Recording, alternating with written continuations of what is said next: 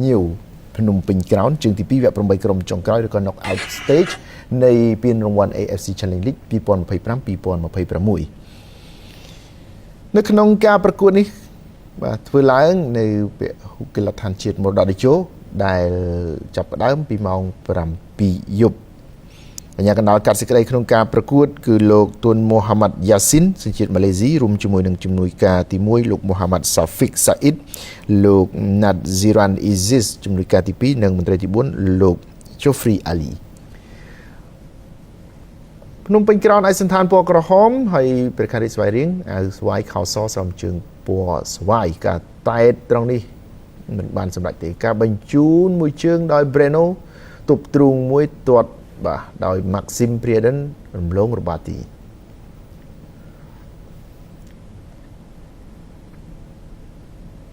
បាទនេះហើយជាការទាត់របស់ Maxim ចំណុចត្រង់នេះការទាត់បាល់ free kick ដោយ Maxim ជាថ្មីតែរំលងរបាទីបាទការទាត់បាទព្យាយាមធ្វើយ៉ាងណាឲ្យធ្លាក់ក្រោយខ្នងតែមិនបានសម្រេច40បូកបាទ45បូក3ទៅហើយបាទត្រង់នេះ Maxim Preden មិនអូសចូលក្នុងទៀតទេទាត់ពីចម្ងាយដោយប្រើកម្លាំងជើងរបស់ខ្លួនវីរៈតារាសង្គ្រោះតែបាល់ rebound ធ្វើឲ្យកីឡាករដែលបាទនៅចាំរងចាំនោះគឺ Moses Dyer បាទទាត់បញ្ចូលទី1ទំហឹងនាំមុខ1-0នឹងជាការផ្ដល់នៅកម្លាំងចិត្តដល់ភ្នំពេញក្រោនក្នុងការតាមពីក្រោយព្រោះថាគម្លាតគ្រាប់បាល់នៅសល់ត្រឹមតែ2គ្រាប់វគ្គទី1បញ្ចប់ទៅដោយព្រះខ័នរាជស្វាយរៀងត្រូវភ្នំពេញក្រោននាំមុខ1-0ហើយក៏បន្តទៅដល់វគ្គទី2មានការប្រែប្រួលនៅបច្ចេកទេសនៃការផ្លាស់ប្ដូរកីឡាករមួយចំនួន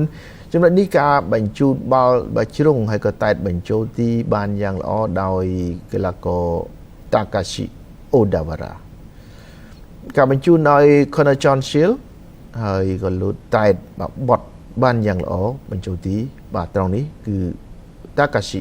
Odawara 1-1ត្រឹមនាទីទី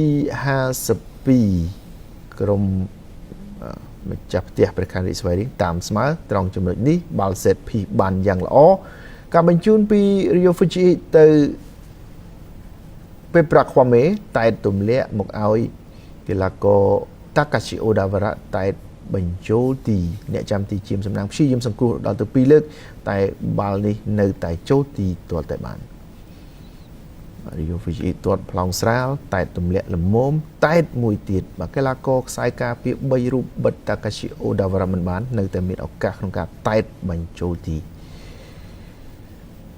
គ្រាប់បាល់ទី2របស់ Takashi Odawara គ្រាប់បាល់ទី2របស់ព្រះខ័នរាជស្វាយរៀងនិងជាគ្រាប់បាល់